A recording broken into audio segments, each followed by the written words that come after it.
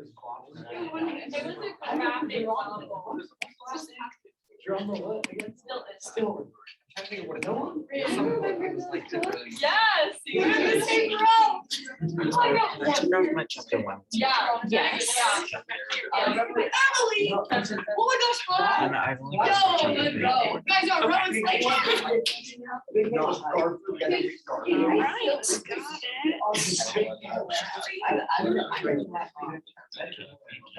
Yeah, thanks. I just have to find Gmail on this page. It was like the dad and my mom. Family activity.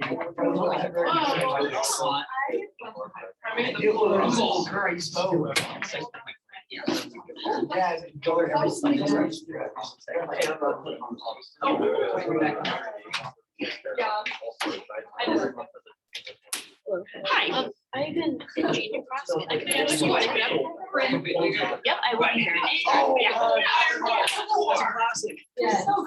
like a whole. All right.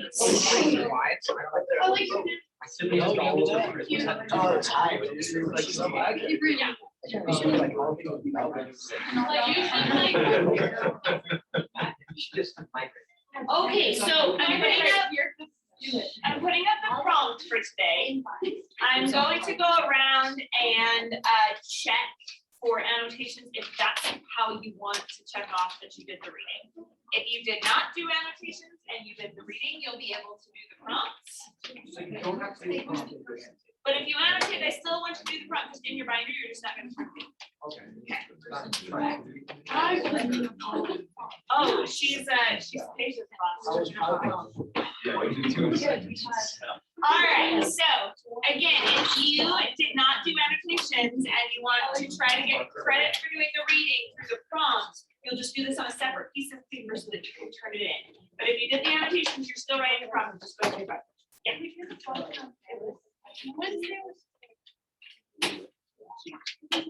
You just like type big mark. Is it ready? Why don't you just type it and send it to my email? I don't know. Yeah. Oh, like on the annotation. Yeah. Sure. Yeah, just right now. Okay. Okay, so does anyone have any questions about this? All right, cool. Then I'm gonna come around with annotations if that's how you want to do it. My glasses, I'm blind. And remember, you can use your books because I'm only giving you 5 minutes. So if you did the reading, you'll know where to look to check on your answers. If you didn't do the reading, you won't be able to finish in 5 minutes. So it's okay with me if you use your book. Your prompts? Okay. Your prompts are annotations.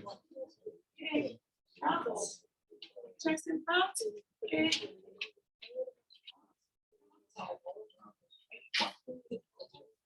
Oh yeah, that's right. So you should. I like comprehension.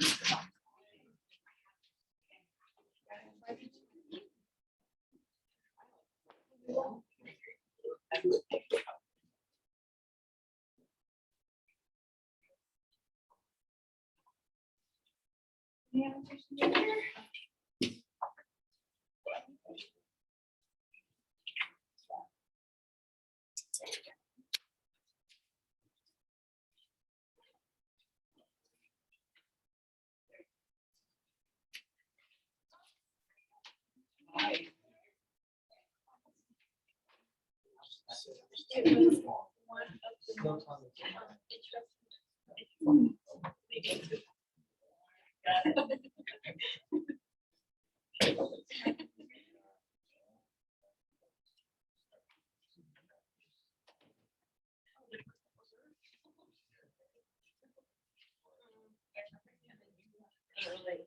Yeah, same. I like it. Okay. Was she the one?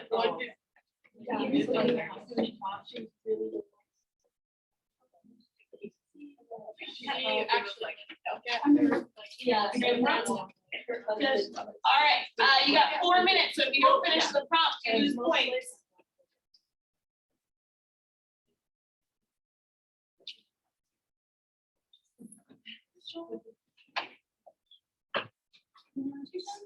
No, my property is where I. Yeah. Any annotations over here?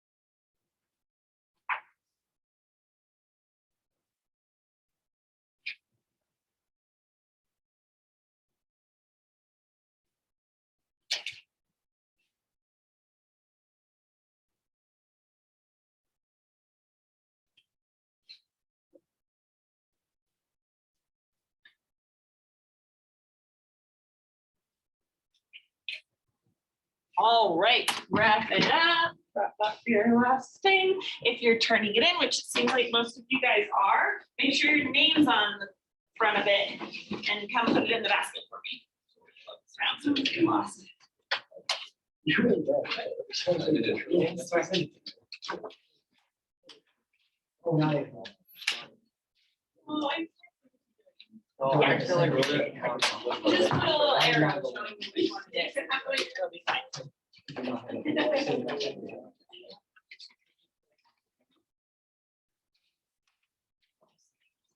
Name on it. Yeah, That might be. yeah, it might be helpful. I'll take this.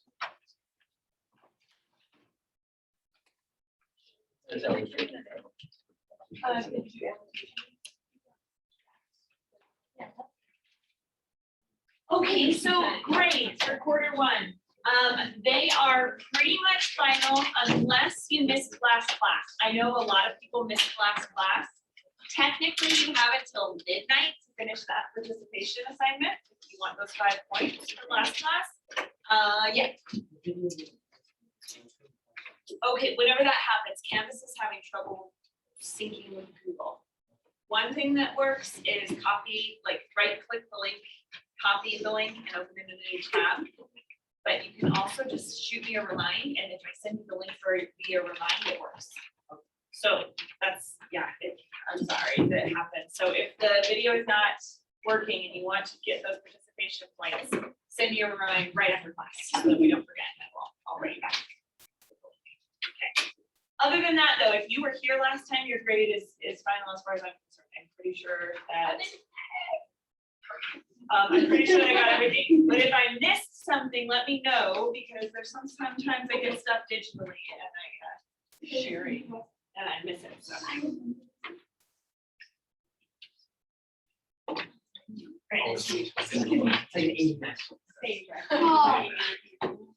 It's 0.9. It's so close. Oh, if it's within 0.5, I haven't done the grade adjustments either, so if it's within 0.5 of a percent of bumping up to the next grade, I bump it. Oh, what a good teacher. You might have your answers, you would like, do, like, so close off. No, you could have done one more. Yeah, he was like, no. 89.47. My grades are so funny. Oh, no. It's like my stupid math grade. All right. We don't, it's money. Come see me. Yes. All right, here's the word of the day. Anadiplosis, I love this word. What's your favorite word? Anadiplosis. No, it's not my favorite. I did a word of the day, like, I do a word of the day. So you just be like, bring them. You're on there. All right, pull out your word of the day sheets. I like that. What's your favorite? Perfect. And It sounds nice. I can pronounce that. And it's close. All right, here's the word.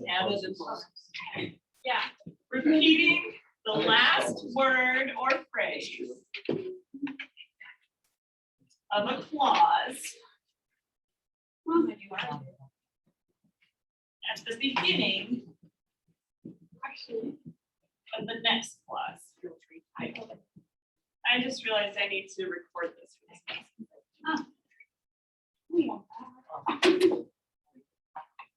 Is the peer review? Yes, so it's a star right now for you guys because I never got it from you. So turn in the peer review, I can give you the points for it. So Keegan turned it. No, if you turn in yours of Keegan, then you get points. Okay, you know, Okay, anadiplosis, repeating the last word or phrase of a clause at the beginning of the next clause. So I'm gonna write down a bunch of examples. Don't write these down as your example. I just want to show you what this looks like. Okay, so this is not the example. She opened a cafe that ruined her financially. I just pulled these online, so they're a little bit random. But do you see here? Do you see here how there's this word here that repeats, then right here? You're taking a word that's at the end of a clause and then repeating it at the beginning of the next clause. And that could be a sentence too. If we ended the sentence there, it could work that way too. Or like, when you love with all your heart, we have love at the end, and then we're repeating love. It doesn't have to be so close together too. It could be something like this. It is the east. No comma. And Juliet is the sun. Period. Arise, fair sun. And blah, blah, blah, blah, blah. So it doesn't have to be like exactly at the beginning of the next one. We can have it right there at the end, and then somewhere near the beginning repeating, and it can still be called antidiplosive. Okay, so now let me give you the real example. This is from Frederick Douglass. It says, to be accused was to be convicted. Yep. And to be convicted was to be punished. Okay, so this is the one you're writing down. It is from, I want to say page 13.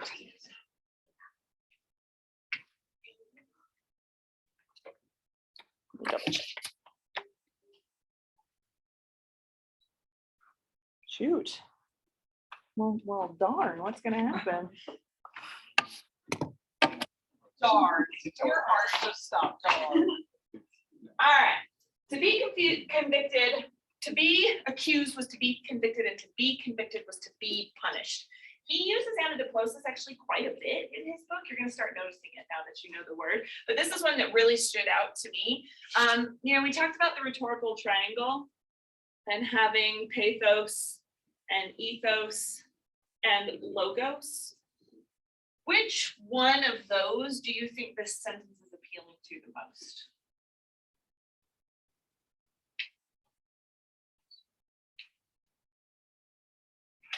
Okay, so pathos is audience's values. Why do you say pathos? Because it's them feel it. Okay, let's look at the word that's being repeated. Someone who has their computer open or your phone out, look up what the word convicted means in the dictionary. To declare someone to be guilty of a criminal offense by the verdict of a jury or the decision. I'll fill in like jury or judge. Yeah. Right? Okay, so guilty by judge or jury is convicted of being guilty, right? So it's talking about being convicted in a court of law, and a jury of your peers or a judge means that this is a justified conviction. What is missing from this sentence? The jury or judge, sorry, it was a very leading question. The jury or judge is totally missing from this sentence. Who is doing the accusing in this sentence? We don't know. It's what's called the passive voice. It doesn't have a subject. So yes, I mean, we assume it's the master, but what this leaves open is that it could be literally anyone. Anyone accuses a slave in the South of doing something, and automatically they're going to be convicted, and then automatically they're going to be punished. And look, that passive voice, he continues, where it doesn't matter who it is, as long if you are accused, then anyone kind of has the right to do this to you. And it doesn't have anything to do with a judge or jury. So if this is appealing to our values and our audience is like Northern Americans, how does that appeal to their values by saying it this way? I feel like our society is kind of built on innocent until proven guilty, Yeah. right? And then here there's like none of that. It's like if you're accused, then you're convicted. Yeah, we place so much value in that idea of innocent until proven guilty as part of our justice system. And right now that is completely missing from this sentence. So it feels like totally unfair. It like really speaks to that value system. Okay, how about logos and ethos? Who wants to argue that this sentence appeals more to logos or ethos? I think it does appeal to pathos.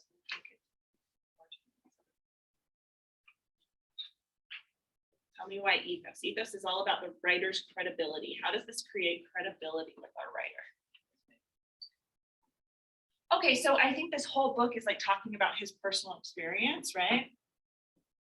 And later on, you're going to get a lot of stories about when he is actually punished and why he is punished, and it follows this same sort of logic. So I could see that through the personal experience, we create this sense of like our trustworthy writer. I'm actually gonna argue that it's this one. Haley?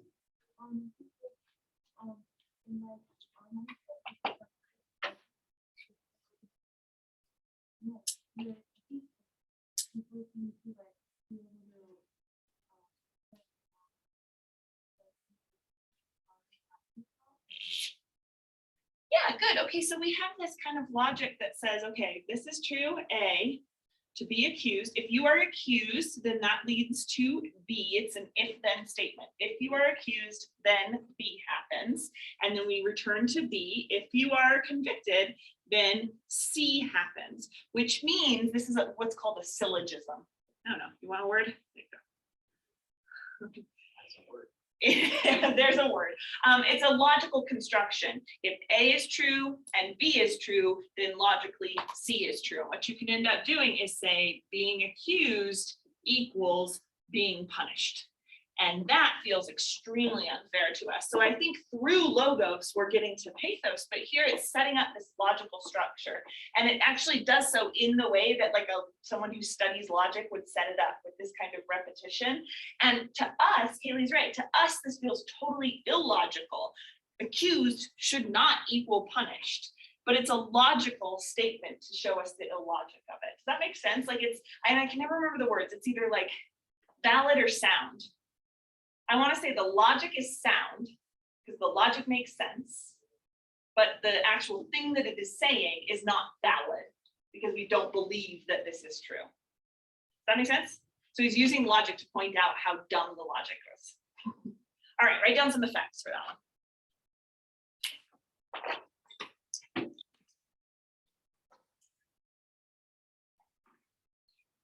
And then who was not here last time? Raise your hand.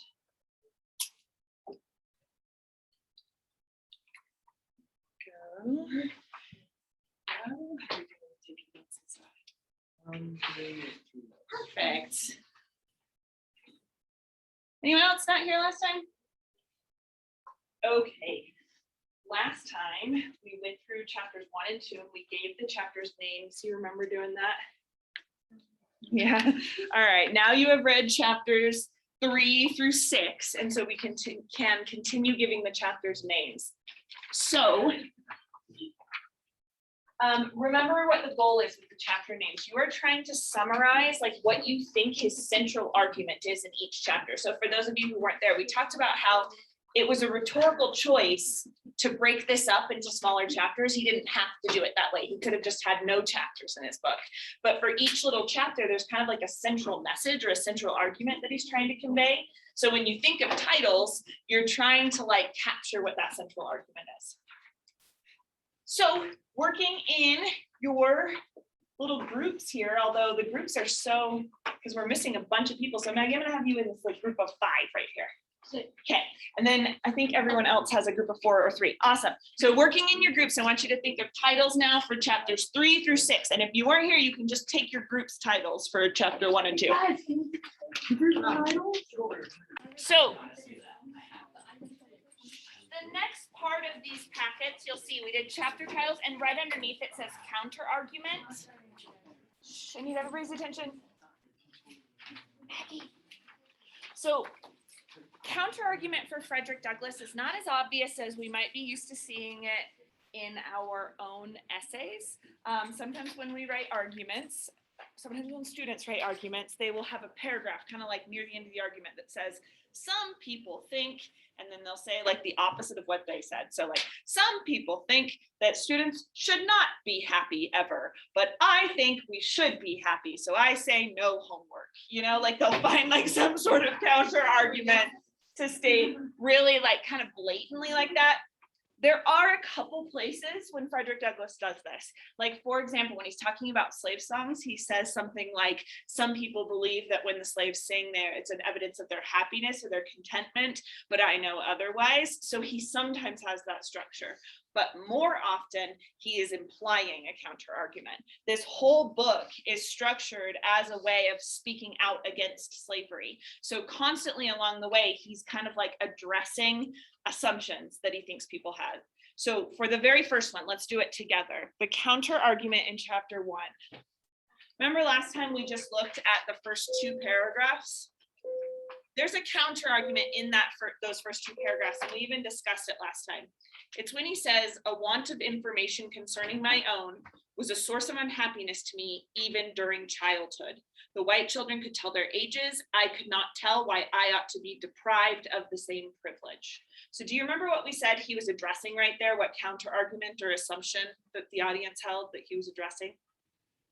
When he says, even during childhood, I knew this. Yeah, right. That like slaves don't know any better. Yeah, so it's like this idea that like slaves are content because they don't know any better. So like they're not going to care about not knowing their age because no one around them does. And so that's just sort of the way of life. So he's addressing that counter argument, even though he doesn't explicitly state some people think this about slaves, but I'm going to tell you otherwise.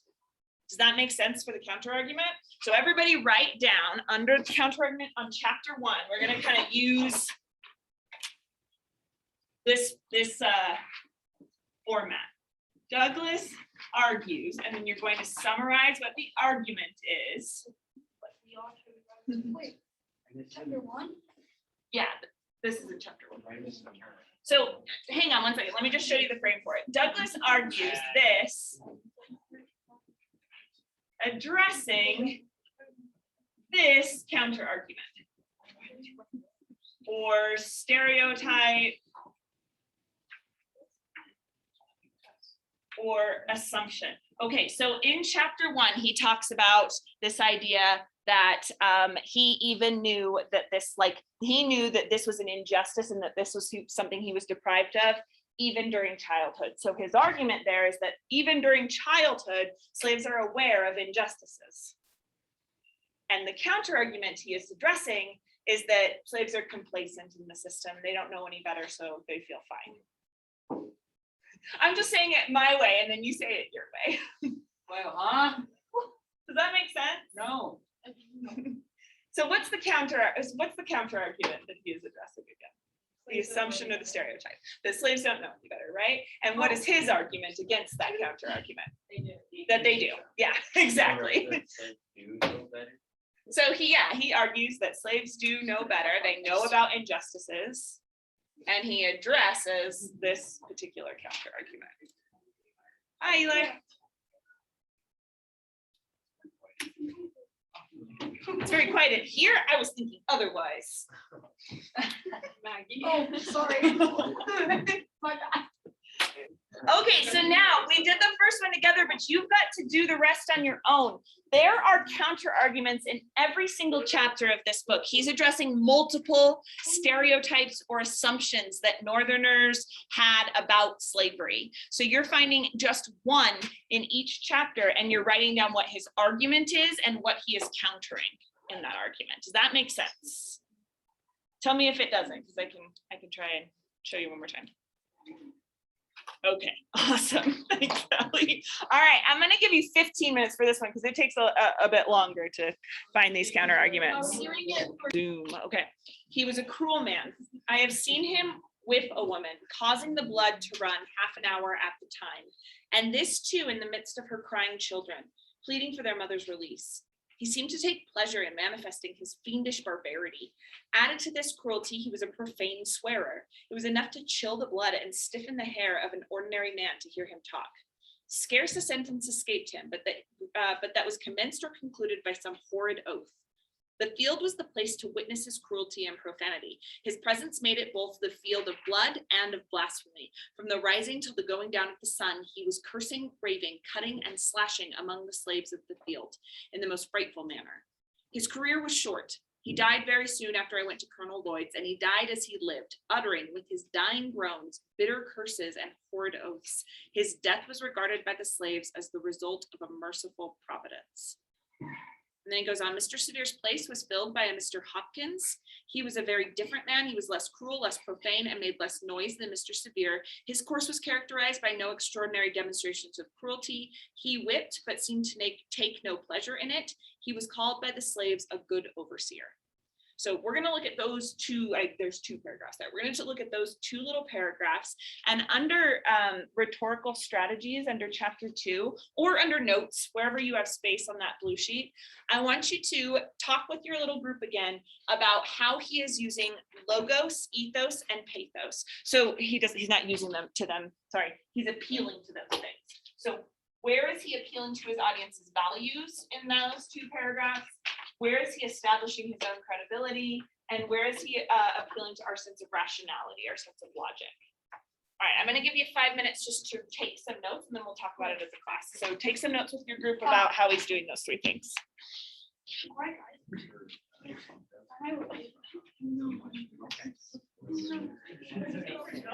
Okay, all right. Okay.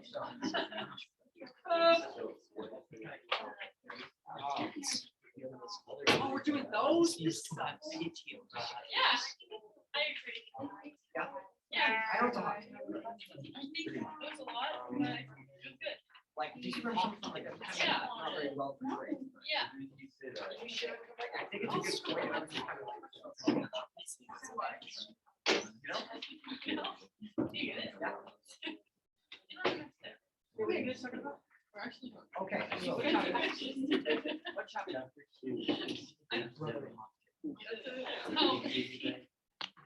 Oh.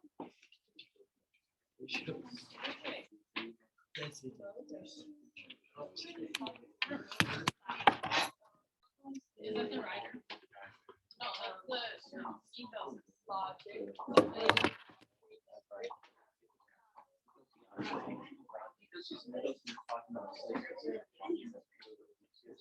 Yeah, because they were like. They're the only people who feel. Ah. Two, right? Yeah.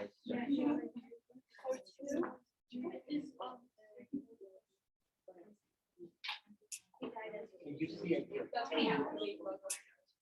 Oh, yeah. Yes, we have where it has each.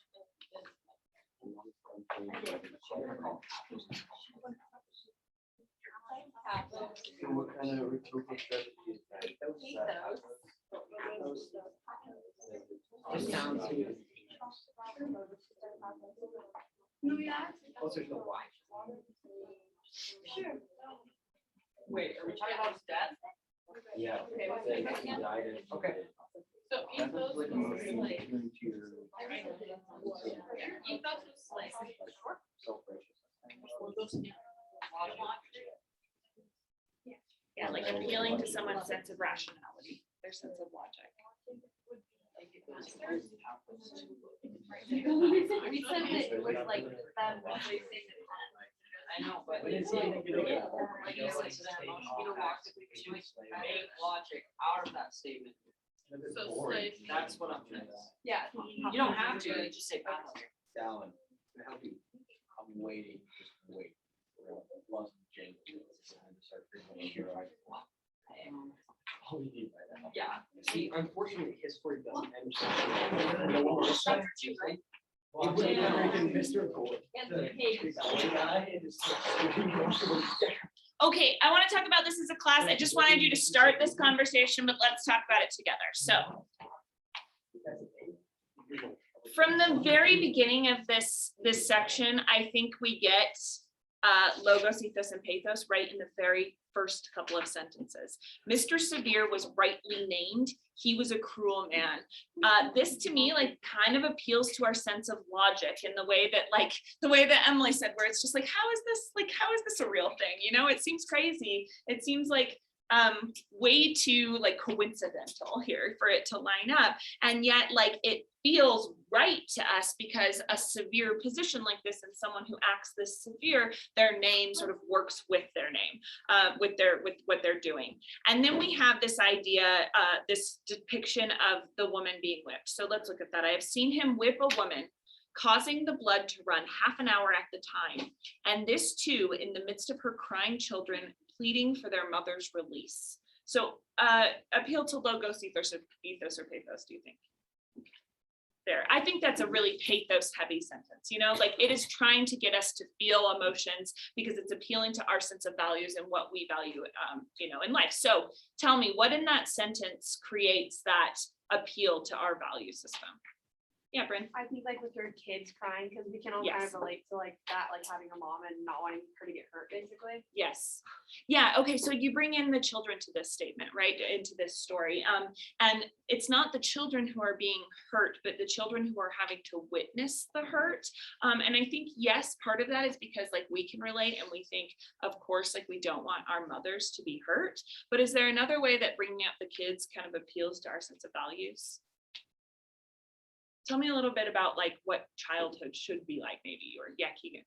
This whole story is kind of dark, I guess. But like bringing kids, it brings this sense of like lightheartedness when in reality it's not. Right. Because it's like the kids are watching their mom getting like whipped. So like childhood should be like lighthearted and stuff, but instead they're like getting tortured.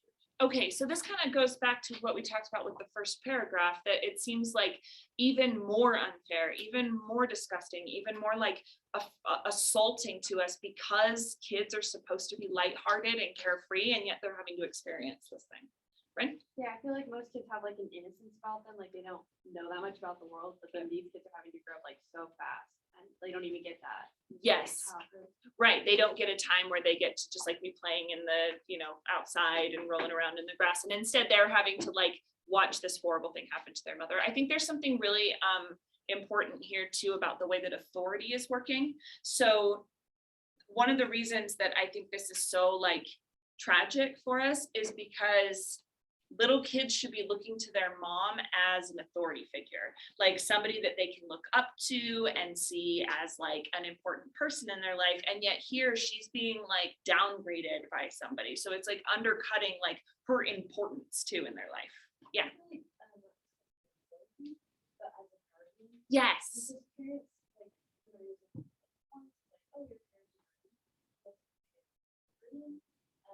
I know in using like fiction books is and is but and when their parent and guardian is the one being hurt, Yes. that I think security and not. I think absolutely. I think that's really beautifully put. And I think that goes with what Bryn was saying too about them having to grow up too fast, because it's like they lose their ability to be protected at all. And what is your position now watching your mom getting hurt? Like, are you supposed to step in? Like, it's got to create such a sense of helplessness in you too. And I also studied that, but like a parent, it was said that a parent's job is not to put their problems onto their kids, and that can be a form of emotional abuse. Right. And the kids are unknowingly experiencing emotional abuse. They should have to do it. Yes. Yeah. And it's not their mom doing this to them. It's this overseer who's like forcing them into that relationship with their mom. Yes. I think that's a really great way to talk about it. So on chapter 2, on your blue sheets of paper, write down some notes anywhere in that section, either under notes or rhetorical strategies, about what he's doing here when he mentions the kids watching their mom.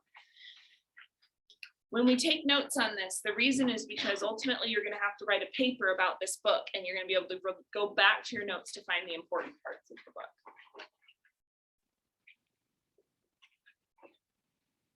So as we're talking, just be jotting some things down.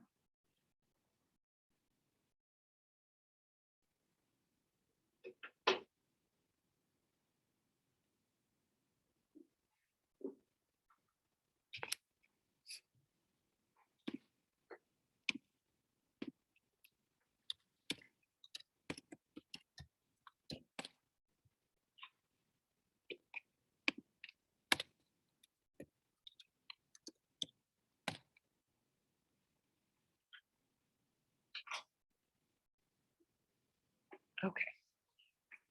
So the next part of this says he seemed to take pleasure in manifesting his fiendish barbarity. Such good word choices in this. I think part of this starts to increase his ethos just because of like what an excellent writer Frederick Douglass is in being able to describe this. Another thing that increases his ethos is just saying, I have seen him, like he was there in a personal witness. tell me about manifesting first. He's taking pleasure in manifesting his fiendish barbarity. What does manifesting mean? To manifest something. Trying to think, I feel like it has to do with The Secret, manifesting it to the universe, or like, yeah, Gavin. Yes. Okay, good. So a manifestation is like something coming to fruition, something coming to be. Like it's out of nothing, it comes to be in front of you. So manifesting is it's like a display, and it's like proving. So he's proving that he has fiendish barbarity. What does it mean to be fiendish? If you call someone a fiend, you can look it up on your phones or your computer if you want to. It's a good word. We should start using it more often. You fiend. Yeah. Isn't it like, I want to say like, it's like a rodent or a bug or something like that, and it's kind of like something that's like annoying and like, you know. I think you know it's what I'm trying to stronger say? than that. Yeah. Yeah, I think Spirit. it's Yeah. evil. Yeah, I think people could refer to rodents that Yeah. way. Yeah, but yeah, so it's not just like bad, it's evil, and it has associations with religion. So it's like if you are a fiend, you are like working against God's will, right? And barbarity. Tell me about barbarity.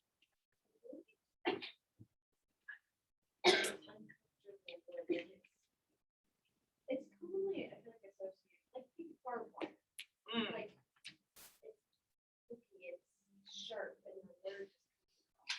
I like that as the root word of barbarian. I wonder if Barb does have that kind of a root word for it. Yeah. What if you called someone a barbarian, what would you be saying about that person? Barbarian, yeah.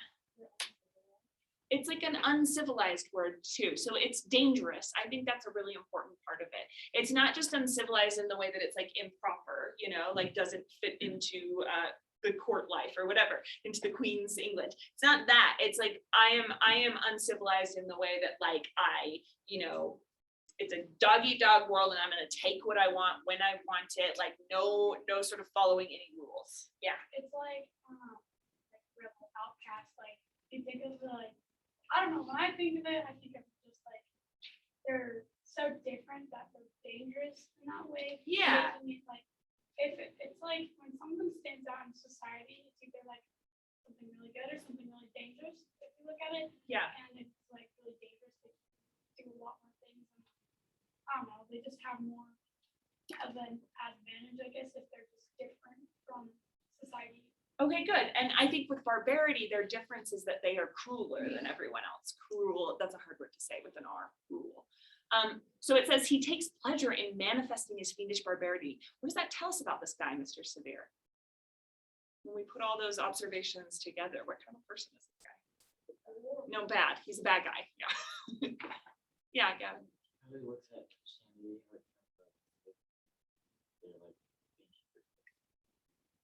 Yes, I think Mr. Severe, it doesn't talk about Mr. Severe's like relationship to Christianity, but he reminds me of Mr. Gore, who Frederick Douglass does talk about his relationship to it. And so there's like this way that like he gets to be a barbarian when he's doing this act, but maybe he's not always a barbarian. Like, He's just a mm, and there is something. yes. And I don't know if that's because he was raised in the context of kind of carried from the community, or I don't know. Yes, and I think Frederick Douglass is talking about this idea of the moral compass too, because he talks about oaths. So he whips and he swears. So it's like he's lost a moral compass in a lot of different ways, not just this way. Bryn? Yeah, and I feel like he like takes pride in how Yes. evil he is. He's not trying to like hide it from other people, he's like taking pride in like how bad he can be to the slaves and stuff. Yes, and this is one of the reasons I told you we'd talk about this. This is one of the reasons why I think he focuses, and slave narratives in general focus so much on the whipping aspect of slavery. Because I think I mentioned this, when you read history of slave owning, like there is a lot of different forms of cruelty that happen under a slave system. But these stories focus so much on whipping, and part of that is because of this idea of manifesting. It's this display of power, and it's kind of like ostentatious, which I mean by that word, like it's like kind of flamboyant, where you have to like move a lot to do it. I really don't want to make the head motions. That's really gross. But there's like, it's like this performative thing, right? So for him to take pleasure in it, it's like he is taking pride in the fact that he gets to assert authority over this woman, and that authority is so very visible, you know, and everyone can watch, including her children, who would have seen her as a guardian or an authority figure, and now she's taken down. So I think he is taking this kind of pride in it. So that's not the only thing wrong with him, though. It says, added to his cruelty, he was a profane swearer. It was enough to chill the blood and stiffen the hair of an ordinary man to hear him talk. How do you think that might add to Frederick Douglass's appeal to logos, ethos, or pathos? The fact that he swears. It's interesting he includes this in the same paragraph. Like he whips and he swears. We're going to put both of those things together. Haley?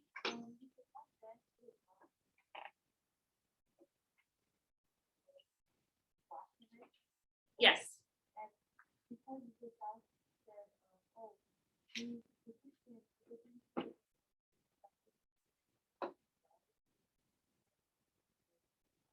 Yeah, good. And he talks about these horrid oaths. And so I think he's appealing to that Christian audience in the North too, who would say like, this is not okay for him to be swearing like this in front of other people. That's so, it adds to his incivility. Yeah. Mm. Because he's not really down, right? The big motions and the but now he's verbally at.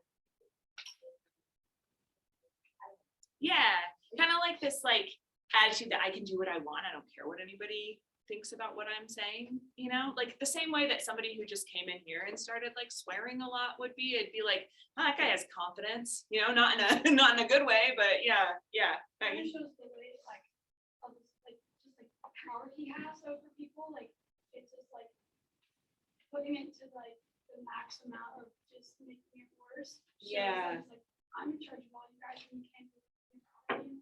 Yes. Making it more powerful and more like afraid of. You know? Yeah, so it's power in two ways. Like, I don't care if you like the way I act and exert authority, and I don't care if you like the way I speak and exert authority that way.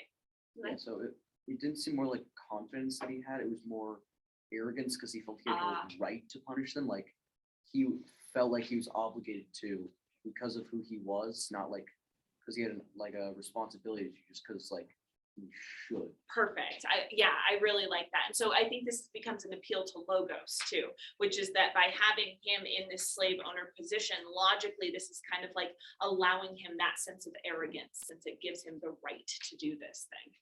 Yeah, Brent. So he's kind of like punishing all of them, because he's punishing the women by like whipping her, but then all of them, like they can't do anything about hearing like the swear words like they wouldn't probably want, especially like the kids and stuff. Yeah. Like the parents would probably not want the kids to hear those words, but like they can't do anything about it, and it's just another way of him saying, I'm in charge of you guys. Yeah, and I think that it's not just the kids too. I think Frederick Douglass sits here and says, like, I don't want to hear this kind of language. So how might that increase his ethos, his appeal to ethos, his credibility? I think there's a little counter argument here too. Yeah, Kaylee.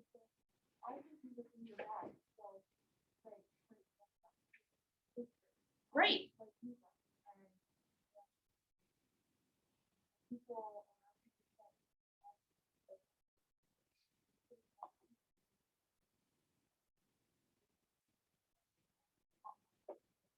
Yeah, and it's kind of this irony of the person who has the right or the authority or the obligation to behave this way is the one who is the barbarian, versus the people that guy has labeled barbarians, who recognizes how wrong these actions are. So you like flip the moral authority that they might have, that a slave owner might have believed in. Yeah. Also, this is like really off topic. There's this really subtle argument this is with his language.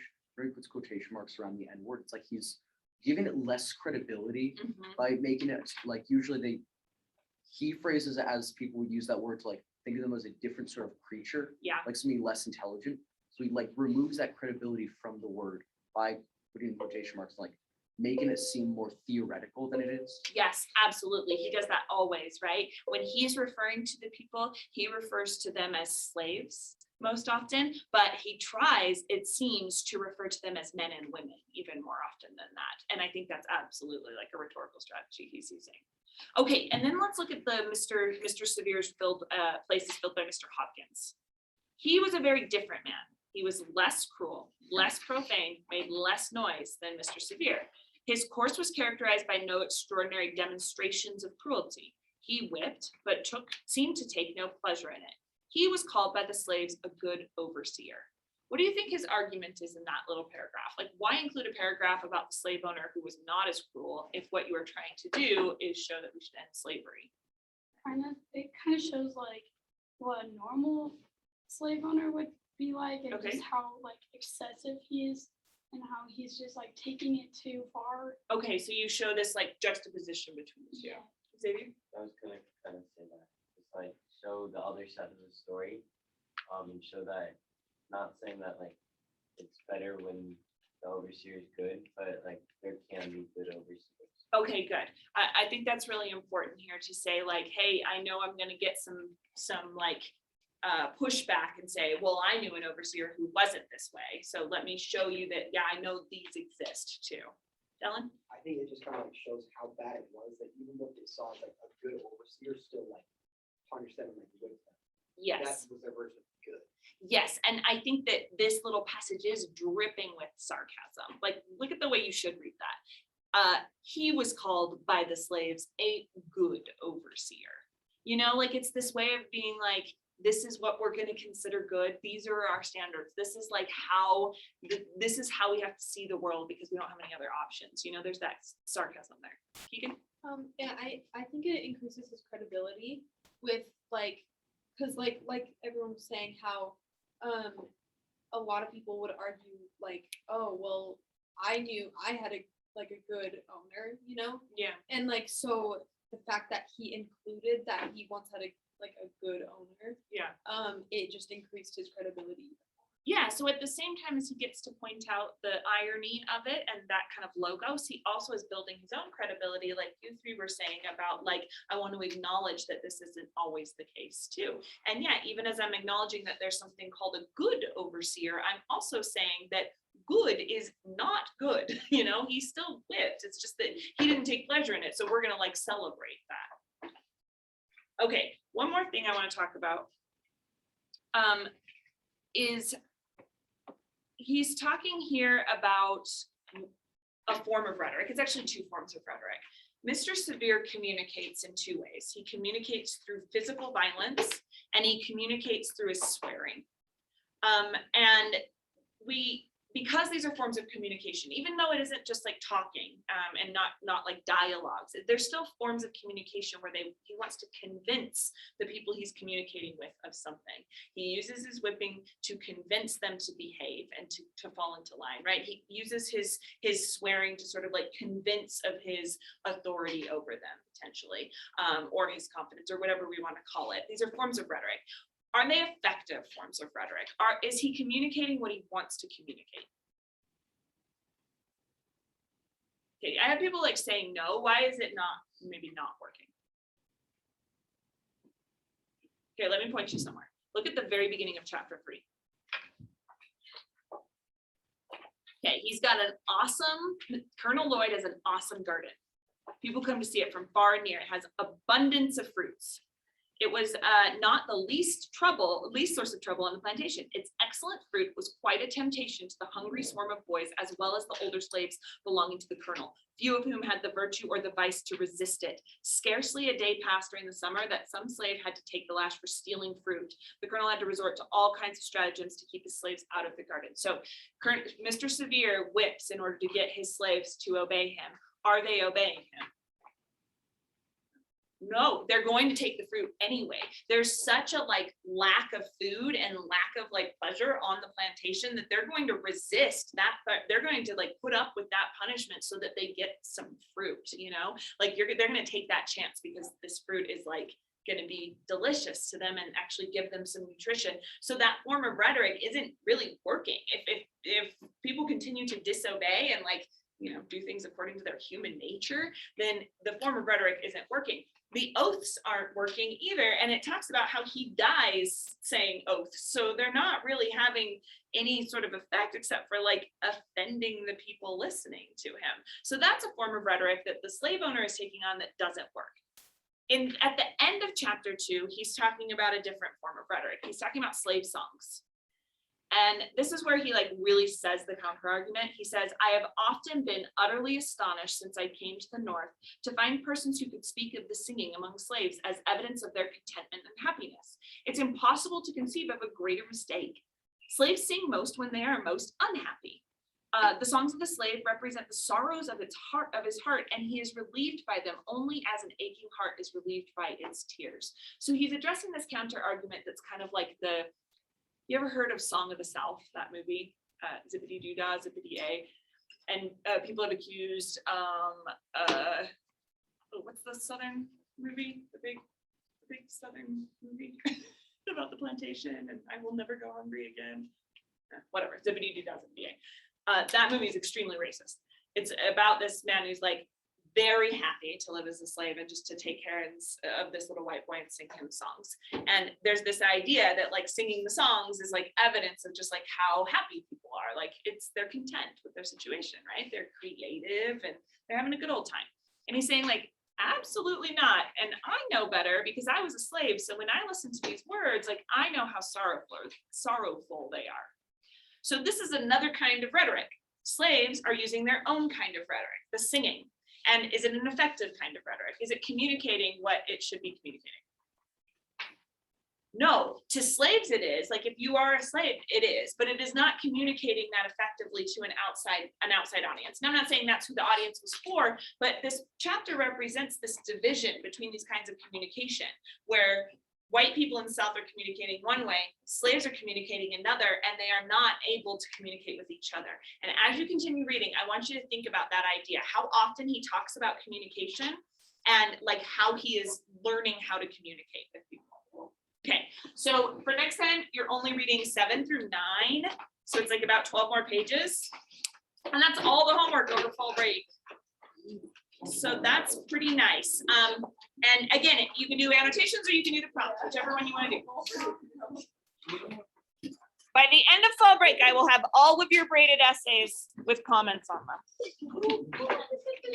I promise. I didn't notice.